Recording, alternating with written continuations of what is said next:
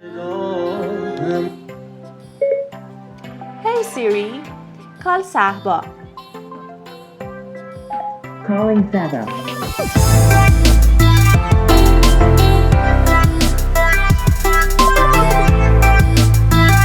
سلام، امیدوارم حالتون خوب باشه. امروز PSP 4990 رو داریم که یه جوری طراحی شده که شما قشنگ میتونید یه بندش رو بهش وصل بکنید که توی پکیجش هم هست. اینو بردارید ببرید بیرون هر جا که دلتون خواست.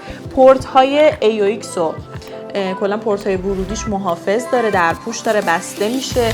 خیلی مناسب فضای بیرونه. یه 14 وات واقعی، صدای فوق العاده خوبی داره. قسمت های سابش دکور و فیک نیستش، تکون میخوره قشنگ با ریتم آهنگ و باس صدایی که بهتون میده. این ریتم خیلی خوبی رو ایجاد میکنه. روی بدنش یه حالت پارچه‌ای داره که جنس نرم و خیلی با کیفیتیه. قابلیت TWS رو داره. میکروفونش به صورت مستقیم به سیری آیفون وصل میشه و فرمان پذیری داره.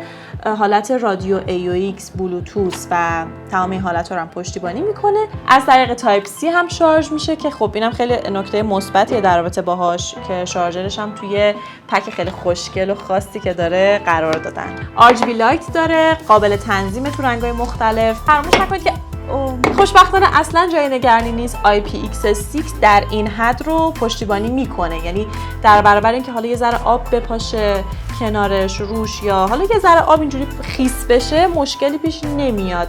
مقاومت خوبی در این باره داره. محصولات پروان گارانتی کاوان سرویس دارن و شما عزیزان هر جای ایران که باشید، چه به صورت حضوری یا آنلاین، محصولات پروان رو خریداری بکنید تو امر خیر کمک به کودکان مبتلا به سرطان مؤسسه کسا سهیم هستید.